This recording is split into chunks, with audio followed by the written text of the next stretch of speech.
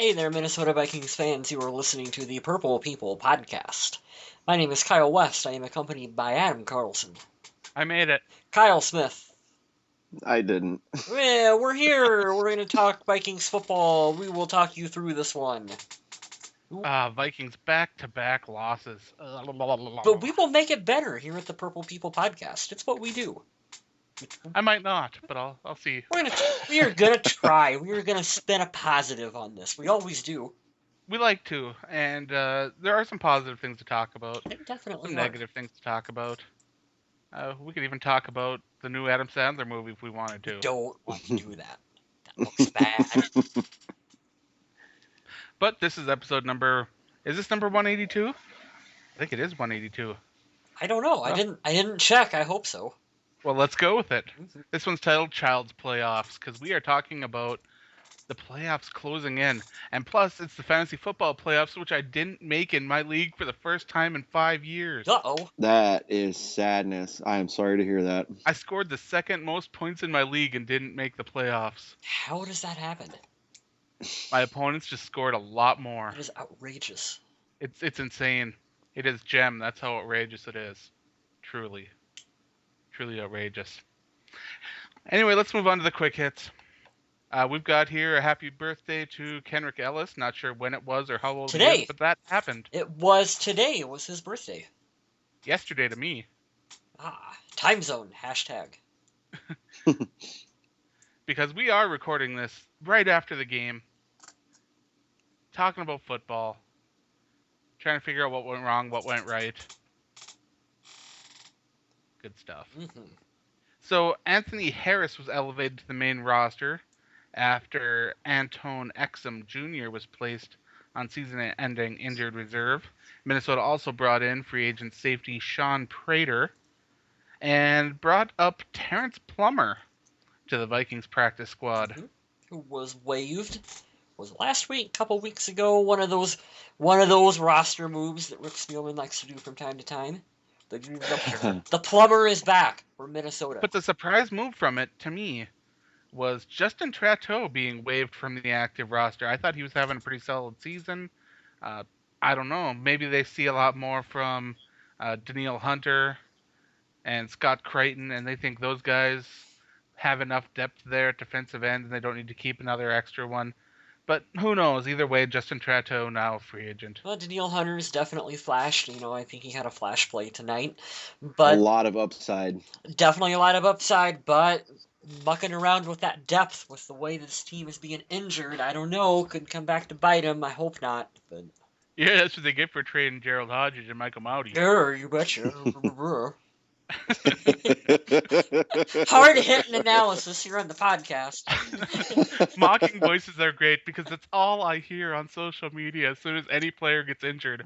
Boy, it's a good thing blank player got blanked. We've been reading angry tweets before we started recording, so I think some of that salt is carrying over right now, right? It's bad. It's bad. It's salty out there, folks. So, have you guys heard about the Hyundai Club? I looked at the photos Yes. and was like, well, I'll never be in this part of the stadium. It looks, if I were traveling through a part of town that looked like the Hyundai Club, I would think that I don't have enough money to sit there. Me too. It's like, this is... I mean, there's new cars sitting there, there's posters and advertisement. I would walk through there and I'd feel so out of place. So out of place. But a place where I do like a lot better from the photos. The bathrooms. The troughs are gone. They're gone. It's bad when the bathrooms are a selling point for the new stadium. But really... When those troughs were full of paper and garbage and all the urine was backed up, and that's all you could smell for like a block from the men's bathrooms, it was awful. It was pretty terrible. But we got cool new bathrooms in U.S. Bank Stadium. Urinals and sparkly walls. Those walls sure are sparkly. Sparkly purple. Mm-hmm. They are. But I did hear that... Did I hear correctly when I heard that they were putting screens in the bathroom so that nobody misses the action? I think so. Amazing. Because that is pretty crazy. It's pretty sweet. All right, we got charity news. Do you guys like charity news? I like... Oh, as charity always. News. So, Blair Walsh donates $25,000 to the Ronald McDonald House Charities Midwest. He does this Every year he goes, visits with the children and their families, signs autographs, and brings a big old check with him. Pretty awesome of the kicker to do. Mm-hmm. Chad Greenway and Anthony Barr went to Shakopee High School, visited with a bunch of the kids there. Uh, this is the second year in a row that they have won the competition for the Salvation Army's Warm and Fed Challenge. They gathered 4,403 canned goods, coats, mittens, hats, that kind of stuff, and all that went to charity. So that's pretty awesome as well. It's fantastic, and it's really cool to see Anthony Barr getting involved in this stuff as well, too, because we all know that Chad is probably down to his last year. So, kinda, you got Anthony Barr that's going to be doing some of the good charity work that, Greenway's been doing. So, cool to see the passing of the torch in that respect as well. Yeah, I love to see the, Mhm. the veteran player taking the younger player under the wing and saying, hey, this is how we do it. It's really a great thing. And it's not like Anthony Barr really needs that. He does do stuff for the community as well. He's a good guy, but it's good to see him taking on the little extra more philanthropy, I guess is the word.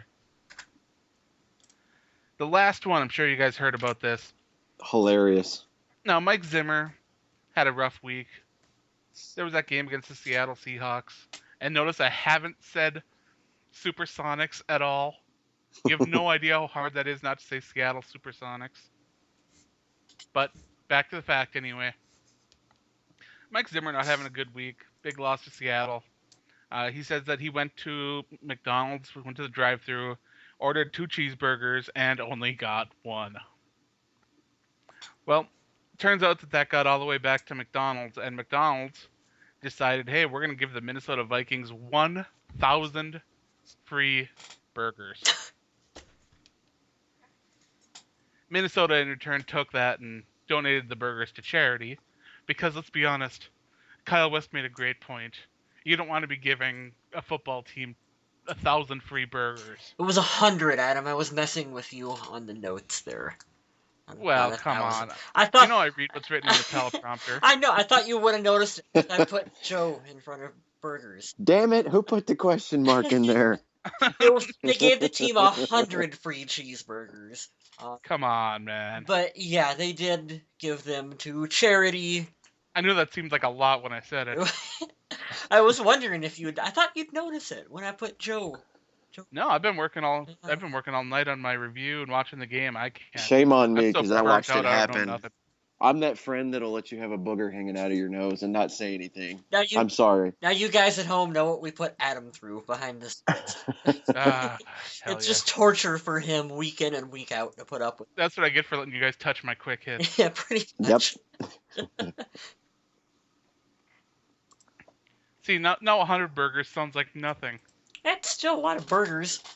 I think it's just Not funny that 1,000 burgers. he only made a statement about it, and McDonald's is like, well, crap, we need to fix that.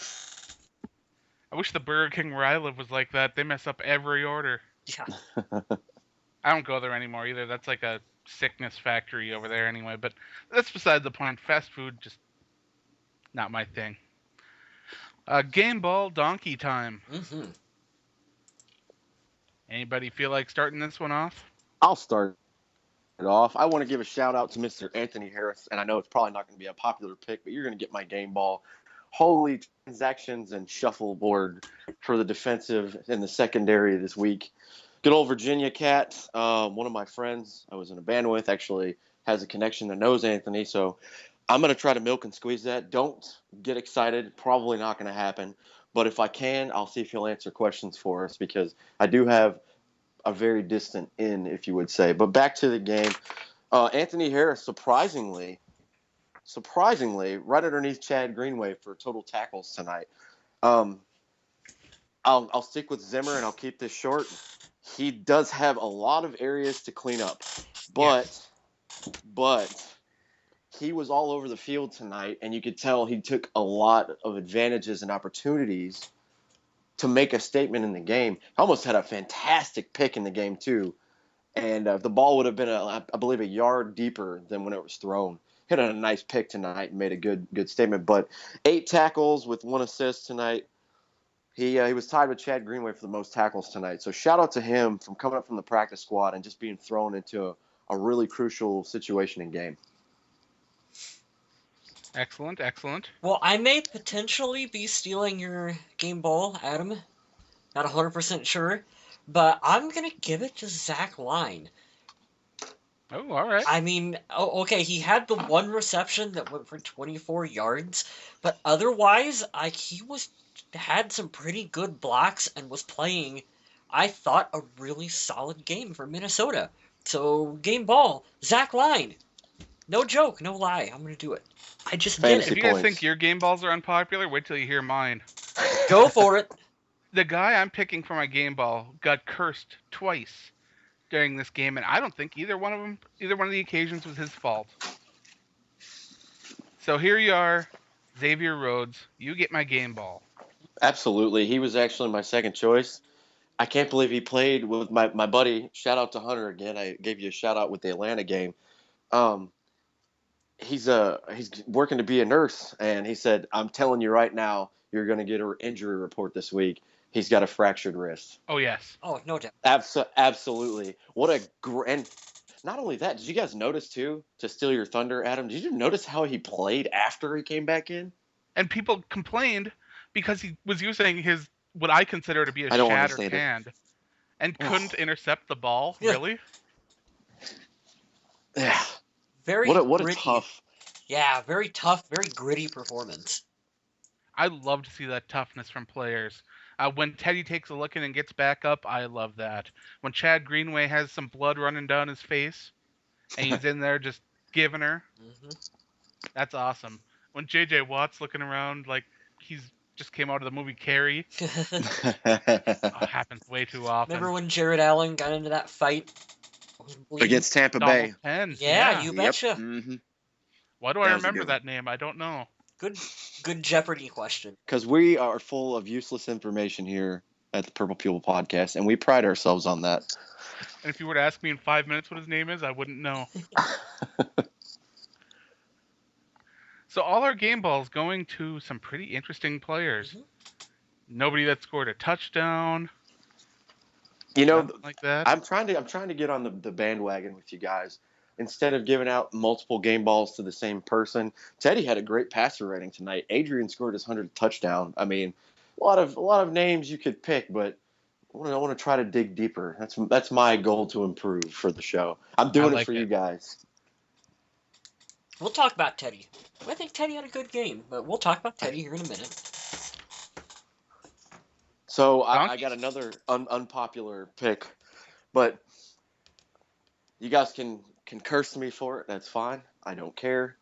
And I mean, this is to the people who listen to the show. I know you guys don't really care.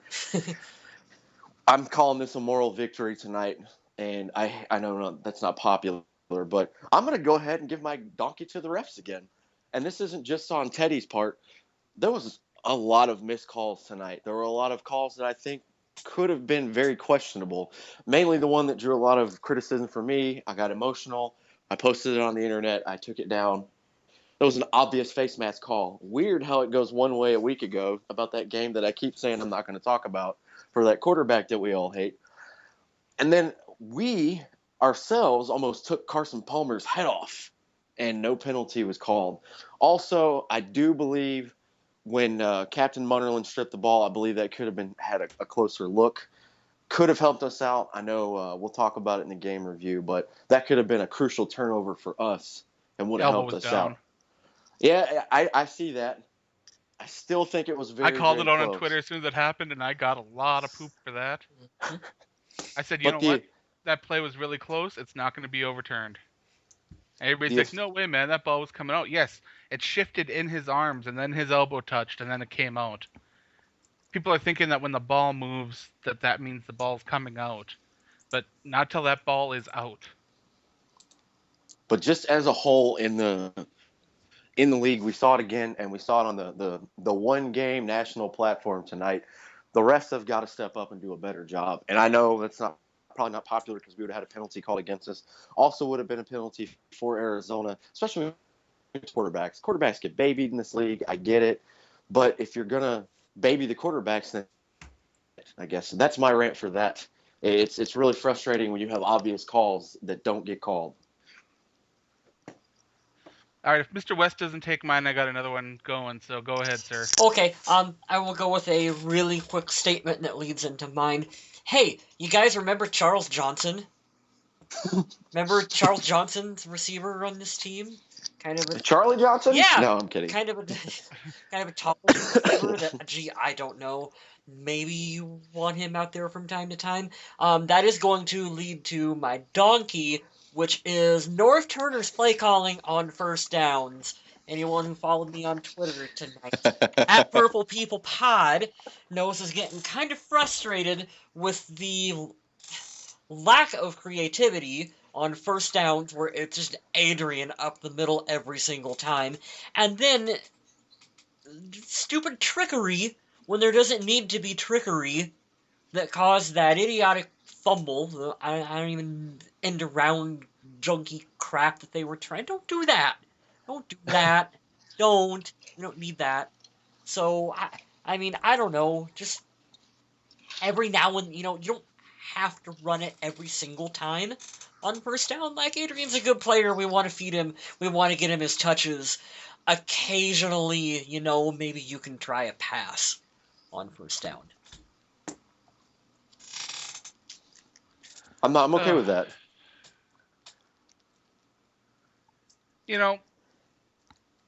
I have a hard time with this one because I'm so torn between giving it to two people.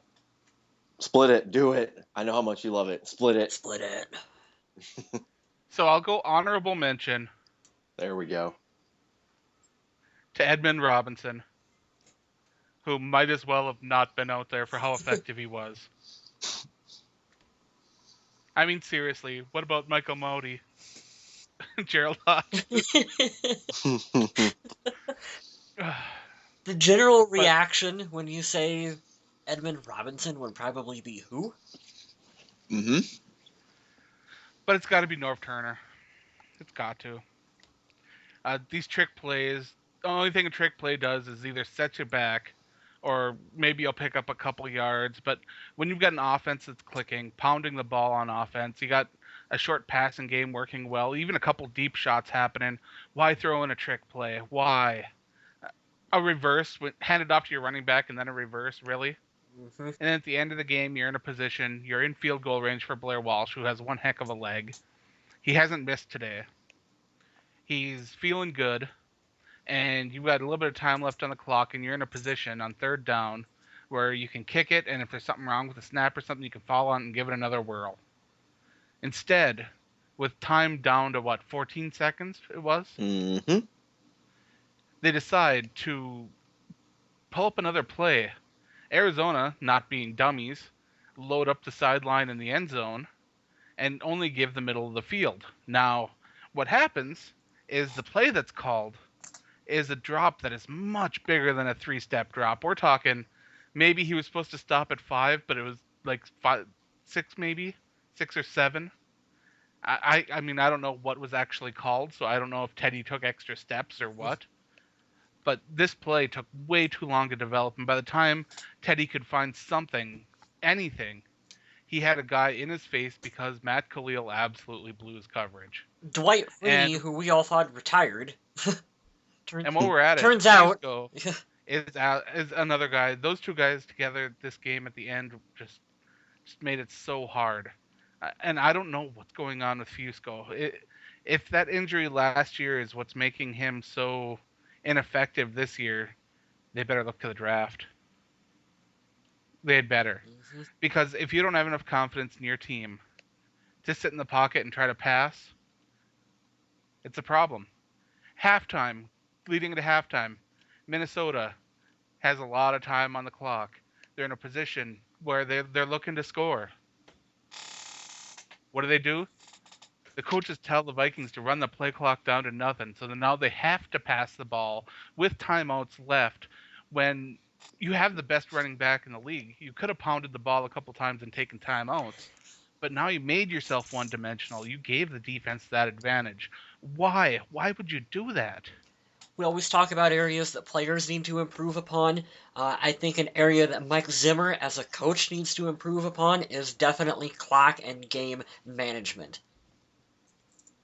Because you're right, that the way they ran it down there leading into halftime was just some really questionable decision making and play calling Why on the force yourself Vikings' to be behalf. one-dimensional? I don't Exactly. get it. We have a hard enough time on this offense as is, like getting things going. So when they're working, don't force yourself into obvious passing situations like that.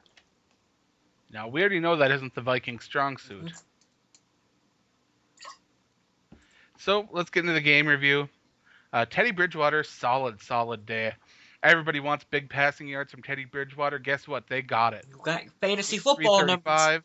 Oh, yeah. Hmm 25 for 36 passing, averaging 9.3 a completion, quarterback rating of 108. Got him a touchdown. You know, Oh, it's yeah. sad too. There's still going to be people out there running their mouth about him tonight, and it's really, really. Adam has fueled my fire to write my first article, and it damn sure might happen now. It's moderately sickening the amount of hate he's getting. And I don't know, does he have to come out and win every game? Is that what it'll take? Does he have to have 500 passing yards and 6 touchdowns? I don't know. People are calling it like the ghosts of Christian Ponder has got fans skittish. Just about any Vikings quarterback now. And Bridgewater came out mad and focused. I bet. I'm completely guessing on this, but I'm guessing that he read some of the comments that were being said about him from the Seahawks organization. He did. He said in his press conference that one of the players said that he was playing scared. And Teddy, I'm going to paraphrase him, said something along the lines of, he will remember that. and I bet you he did this game, and I bet you he came out and was ready to play. Teddy is not one of those players that's afraid to take a hit. We have seen him just absolutely stand in there and get massacred. Mm-hmm. The problem is that he's just taking too many hits. He's a guy that's just been getting bumped around, and I know a lot of that isn't his fault. The Minnesota Vikings didn't plan to have the offensive line the way it was. There's no way they could have been prepared for the number of injuries, shifting people around, people in new spots, hoping that Matt Khalil can bounce back. Mm-hmm. Just And then, strange situations. it's offensive line, and then part of it too is that you bring in Mike Wallace. You're paying him a lot of money under the idea that you're hoping that this guy is going to open up the offense and he's going to pull defenders back. And you're not seeing that didn't happen. So on top of having a shaky line, people are still playing the run and just blitzing Teddy, just bringing the pressure every single time. Mm-hmm. A lot of And those it's completions, he was going back and effective. throwing off his back foot because he had to. Yeah, I mean, I don't want to use the word scared, but I mean, he's back there running for his life a bit. And people really underestimate his pocket presence. He's doing, I think, an admirable job for the Vikings, all things considered. Like, you should do not throw in the towel on Teddy Bridgewater. And I do feel, and this might be a negative assessment from a lot of fans' standpoints, but I do think that focusing the offense through Adrian Peterson in a regular I formation offense behind center is hurting Teddy Bridgewater's development. Mhm. I do. I feel that.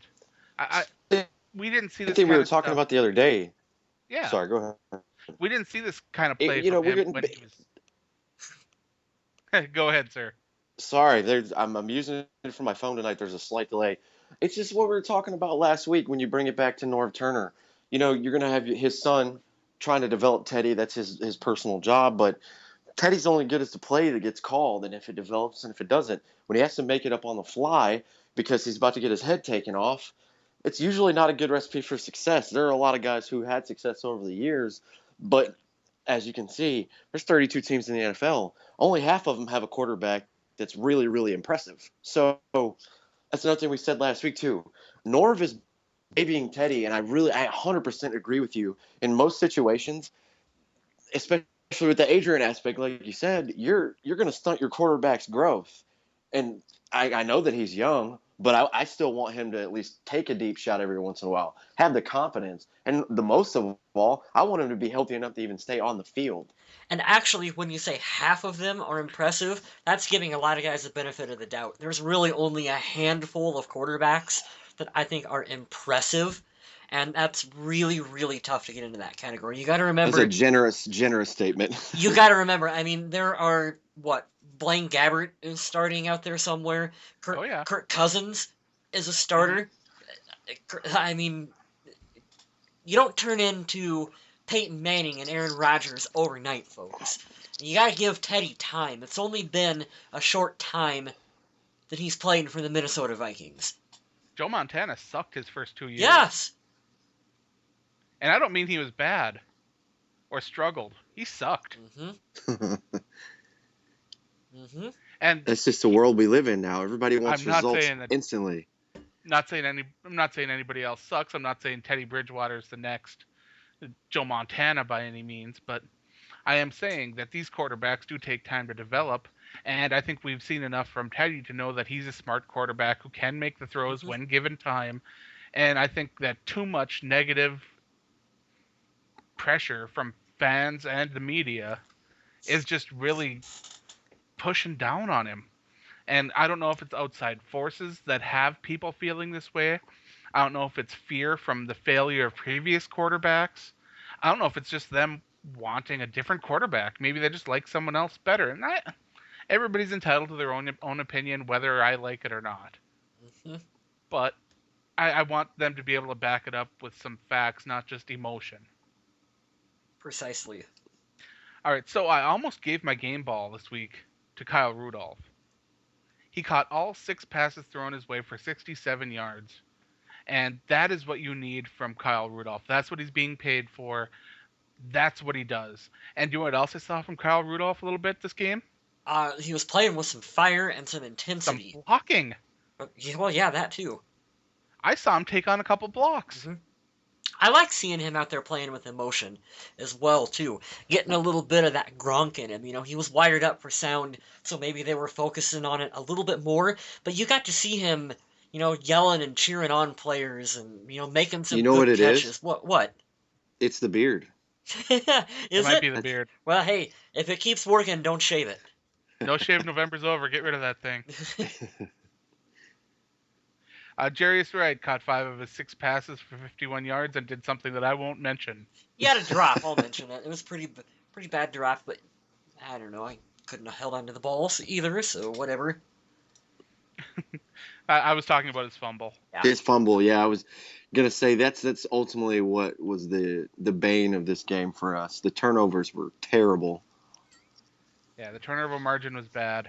Mike Wallace caught 3 of the 5 thrown his way, 42 yards.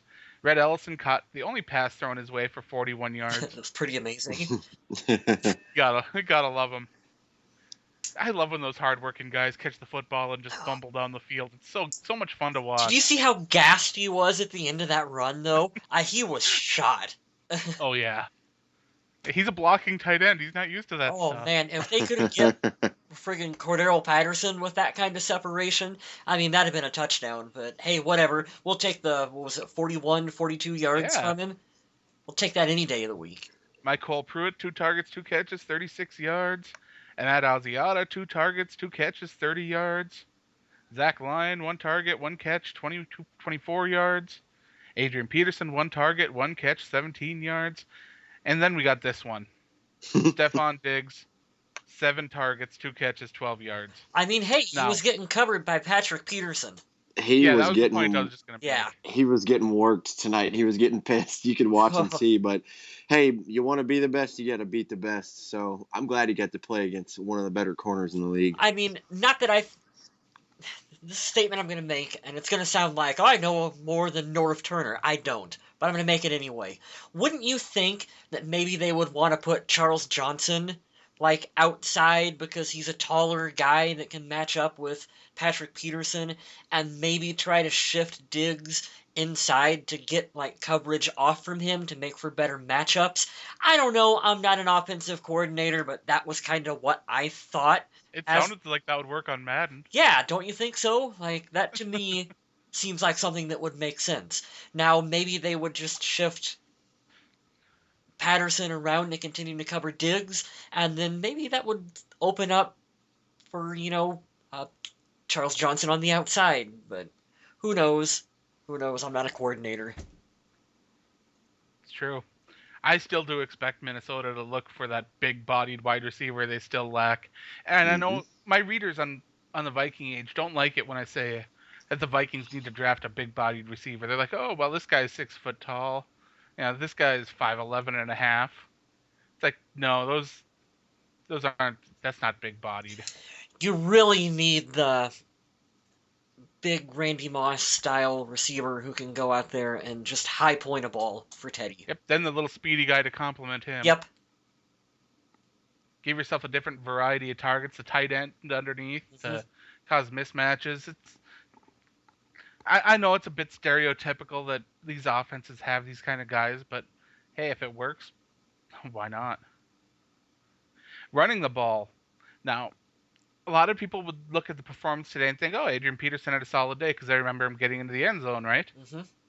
23 carries, 69 yards, averaging 3 yards a carry. Not a great night from Adrian. Yeah, he really didn't put up the yardage that you thought he would have. You know what I mean? Well, when you got him picking up 69 yards on the ground, Teddy Bridgewater throwing for 335. Let me say that again. Teddy Bridgewater throwing for 335. I believe that's the most yardage he's ever thrown for in a game. You are correct. And people were saying, oh, Teddy needs to throw the ball more. They need to be better in the passing offense. Well, guess what? The passing offense was pretty stellar this game. The run game couldn't keep up. So, I don't know. It's interesting to look at that way. And we already talked about the Jarius Wright fumble. We talked about Adrian Peterson's fumble on that reverse that made absolutely no sense. We didn't talk about the end of the game, I don't believe. So we're going to let our colorful guy there, Mr. Kyle West, talk about how the game ended. Oh, Jesus, you want me to tackle this one? Okay. Color commentary. Color commentary. Boy, oh boy, oh boy. Who knew that Dwight Freeney was even still playing in the NFL, let alone was going to show up and make that play in that situation? You really... I hate to say it, but weren't you guys just kind of sitting at home waiting for something bad to happen? I know I sent that out to Adam and Kyle Smith while that drive was happening. You were just waiting for it, and unfortunately, hey, it happened. I really don't understand the play calling in that situation. It was frustrating, for sure. I don't know. Adam, Kyle Smith, you guys take it away. Share your thoughts. It was frustrating. It was frustrating for me because I think that if we had went for Blair had the confidence after making a 54-yard field goal. I think with 15 seconds left, well, at that point, it probably would have been about 8 seconds. We would have been fine to go to overtime. I think that we're still a dangerous team. And my biggest concern about this, and I 100% agree with you, Kyle, Teddy and pressure, I'm not saying that he throws a lot of picks. I'm not saying that he's not a very intelligent quarterback. He's not very big. He doesn't have time and he doesn't need to keep dropping back 5, 6, 7 steps. If you keep seeing that they're bringing the pressure and it's not going in your favor, go for it. Nobody's going to shun you for kicking it and going into overtime. And I'm not going to lie. I don't want the game to come down to Teddy on third down and I think maybe 3rd and 8, 3rd and 9, going for the end zone. I don't like that. I feel like it would have been a turnover. And I'm not saying I don't have confidence in Teddy, but Arizona's defense is legitimate. So I 100% agree with you. It could have went that way, but I'm not in the game, and I know we're not in the game of 100 what ifs. What if we hadn't have turned the ball over 2 or 3 times? We could play that too. You see the pressure coming. The pressure's going to come. They're not scared to bring it. just go for the field goal. Your kicker has already proven that he can make the field goal, and you set up for overtime. And I really do believe we're still a dangerous enough team that if we went to overtime, we could have won this game. Mm-hmm. I'd much rather taken my chances with overtime. Of course, I do understand like Mike Zimmer's perspective from it, because if you kick the field goal on third down and Blair Walsh misses it, which, hey, that might have happened too, then you've got all the people saying, "Whoa, why didn't they try a short pass to the outside on third on Yeah, third it's a down?" situation that was completely unwinnable, like I said at the Yeah, beginning. yep.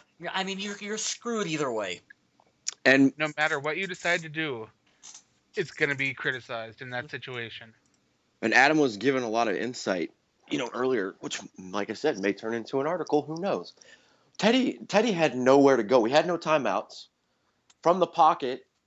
You're not going to throw in certain areas because it's going to be called grounding.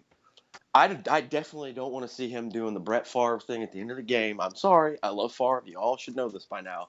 I don't want to see him chucking it in the middle of the field. Totally idiotic move.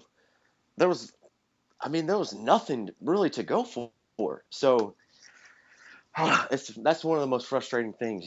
We thought Seattle was frustrating. It's equally as frustrating for two different reasons. When you get blown out or you have a game tonight where you're on the road, you're in prime time, you're against the number 2 seed in your conference, you have a chance to win this game. I do believe we could and possibly should have won it, but this was a bad situation, and every turn and every corner and what if that you look at, I don't like any of the choices we had at the end of the game. I mean, Mm-hmm. No, none of them were good. mm-mm. None at all. Special teams, Cordero Patterson, 3 returns, 93 yards, averaging 31 with a long out for 41. That was pretty nice. Mm-hmm. You could tell he wanted to score tonight. Marcus Sherrill's 1 return for no yards.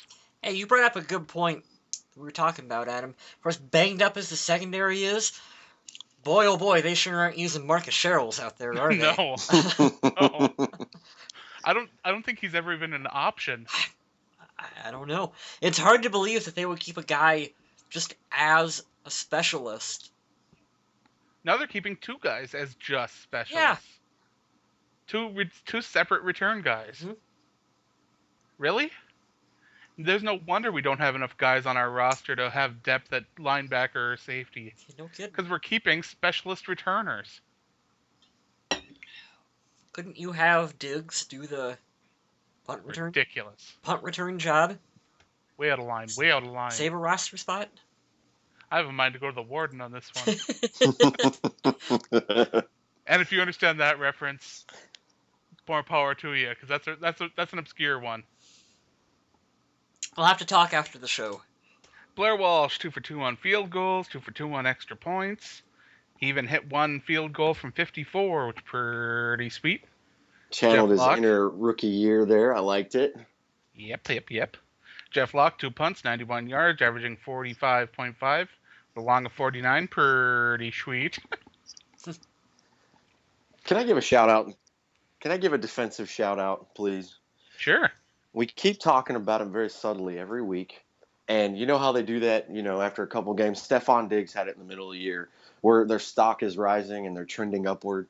Danielle Hunter, we had 2 sacks tonight. Everson Griffin, love him to death. He was having a hard damn time getting to Carson Palmer.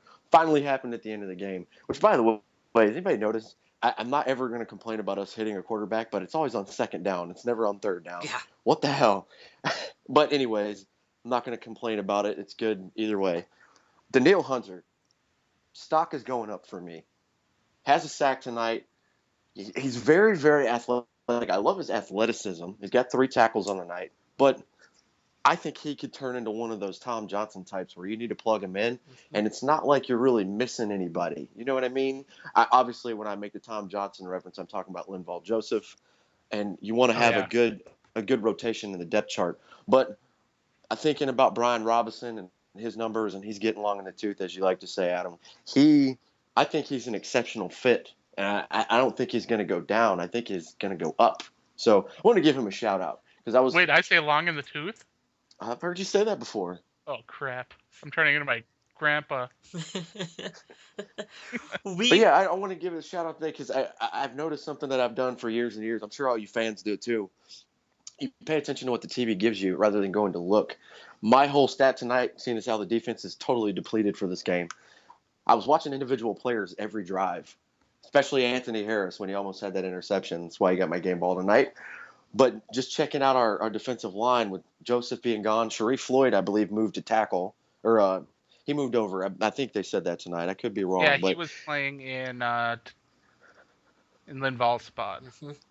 a lot of shifting going on. So it's pretty Lots of interesting. But I wanted to throw that out there. I didn't know what you guys thought, but I'm pretty excited to see where he goes, especially now when we talked about the quick hits with Trato being waived. I think that shows that they have a lot of confidence there with him and Scott Crichton. Two guys that stock should be rising. If you read my reviews on the Vikings, you'll see I've been giving Hunter a lot of love recently. And even on Twitter today, I said that he's been showing these flashes to let you know that he could be something really special. Mhm. And Which this is is a positive because Everson Griffin right now is the one that, like, if you're going to double team one of the bookends, it's definitely going to be Everson. And I don't want to say that he's suffering from that, but he's definitely, I mean, his production I feel like has gone down a little bit as the season has went. I think Everson will benefit greatly, and this is kind of a knock on B-Rob over on the other end, who's getting older. And yes, he's still getting pressure, he's still making plays, he's also slower. You get another younger, speedier player over on the other side that you got to pay a little bit more attention to, and that is going to help Everson out over on his side, maybe with a little bit more single coverage, help him get to the quarterback a little bit more as well, too. So it's definitely good to see some of the younger ends for this team trending upwards. I'm watching NFL Total Access, and they have Teddy Bridgewater at 235 passing yards. Really? Nope, now they just corrected it to 335. That's good. What a bunch of hokey, I tell you. Hokey pokey. So, Trey Wayne's first start. Pretty reassuring. 5 tackles, 1 pass defended, and that pass defended couldn't have came at a bigger time. Clutch play by him. I'm telling everybody right now that's listening, I sent a message to Adam and Kyle because I thought Larry Fitzgerald caught it, which would have been first and goal at the 9. First and Yeah, game over. That'd have been game over. I said, well, that's the game, ladies and gentlemen. You're like, what are you talking about? I was like, Fitzgerald didn't catch that? And then Kyle West comes in. Wayne's, I can't wait till he starts making plays so we can make stupid Wayne's World references. That's going to be great. That will be awesome. Definitely exciting stuff there. But overall, losing sucks. It does. You never want to watch a football game and have your team lose. But with how depleted this team was, how absolutely nobody gave them a shot to win this game, a primetime game with a lot on the line, the Vikings came out and played a really, really tough game. And they showed me that they do deserve to be hanging out in the wild card picture, in the playoff picture. The Vikings deserve to hang. What Mike Zimmer was able to do with this patchwork defense tonight, I don't know if people fully understand. Guys, this is not like having Jamarcus Sanford getting banged up and he's out for a game. No, this is losing Harrison Smith and Anthony Barr and Linval Joseph. Those are 3 Sendejo is out too. Yeah, Andrew Sendejo out too. These are 3 huge pieces for this Minnesota Vikings defense. You do not just plug in a player and get the kind of production that you get from Harrison Smith. I was reading on Pro Football Focus that there are 23 players in the NFL defensively that rank over 90 in their metric of 90 to 100, of 0 to 100. And 3 of those players play for the Minnesota Vikings, and all 3 of them were out for this game. Mm-hmm. And we hung with the Arizona Cardinals. Boy, we hate... On the road. On the road. In prime time. Yes. That was my biggest thing. I told you guys that last week. And Adrian Peterson had 69 yards rushing. And we hung with him. Moral victories suck. This was a pretty good moral victory. Mm-hmm. Hopeful, Absolutely. and I don't like I said, I don't like the what if game because there's a thousand what ifs, and if you plug in one what if, it opens up a whole new book to read on where it could go from there. But I would really be interested to see how much different this game would have been with Joseph Barr And Smith Smith. playing, Oh, and Terrence Newman not having to jump in at safety and not having to pull Anthony Harris from the practice squad. I mean, yeah. what a world that would have made. But They you had a know, guy starting this week that was on the practice squad, and they had a guy as a backup that they pulled off the street. Yeah, we got Sean Prater that we plucked off the couch that's out there. And like you said, welcome back. yeah, welcome back, Sean Prater. You got Terrence Newman jumping around from safety to corner. Old man Newman. Yeah, old man Newman doing what he can to hold down this defense. Like you, Would have absolutely been a solid choice for the game ball, just having to plug and play everywhere tonight. Oh, sure. yeah, Would not have complained one bit with that one. Next week, Minnesota Vikings get to stay at home. And they get to play the Chicago Bears after a nice long week of rest. Hopefully Da people can Bears. get healthy because this game is going to be a major factor. Now, why is this game important? because it's Because the next game on the schedule. no. That's my Mike Well, Zimmer kind answer. of, but yes. Okay, so the Minnesota Vikings win this game. They can kind of keep up a little bit with the Green Bay Packers. hmm But more importantly, if they can beat the Chicago Bears at home, they can keep working for that number 5 spot, which would put them in a wild card game against the winner of the NFC least. hmm Which Just a I'm very confident about. pretty good spot to be in. And the team that is in the 6th spot, well, they get to go to Green Bay. I'd rather play like who's in the lead right now in that division. Washington. Yep. I think it's a 3-way cluster. Yeah, cluster. You know what? But yeah, I mean, come on, we'll take Kirk Cousins or whatever. Tony Romo's not even playing for Dallas. Who is it? No, Matt that's Castle. Matt Castle. Yeah, Matty Castle. Wouldn't that just be something? That would actually be amazing. And then we could actually say, oh, that's getting ahead of myself. I'm not even going to say that. I'm going to close my mouth before I say something else. That's too bold of a statement right there. But seriously, these next upcoming games are so important. 2 games Sure. at home in a row. Yeah. It's important. to Beating get Arizona healthy. would have been huge. We need to But get it healthy. didn't happen. Arizona's a good team. There's no shame in losing to them on the road. They're a very talented squad, and they will be there in the end of the playoffs. They'll be there. You know what I like most about this next upcoming game?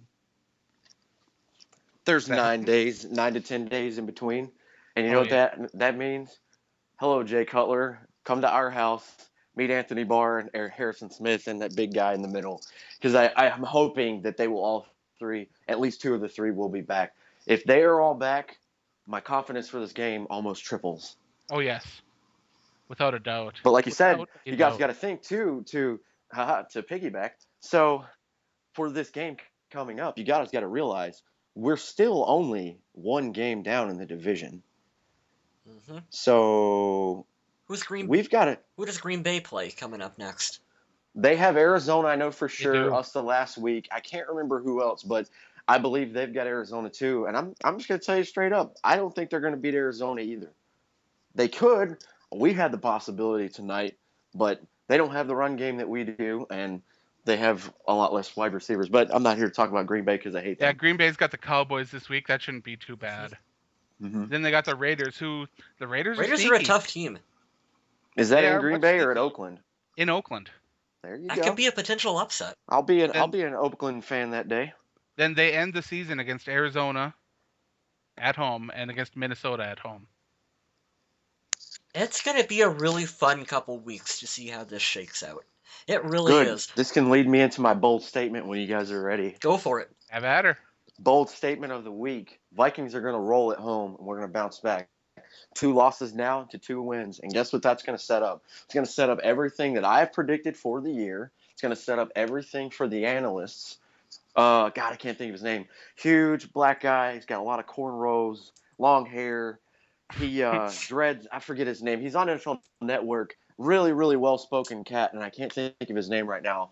But they Oh, I just know who did a you're talking about prediction. too, but I don't have the name on my head. I can't think of his name to save my life. They did a prediction last night. Who's going to win the NFC North? They are accurate so far. They did predict that we were going to lose tonight against the Cardinals, win the next two games, and they said we were going to lose to Green Bay a Week 17.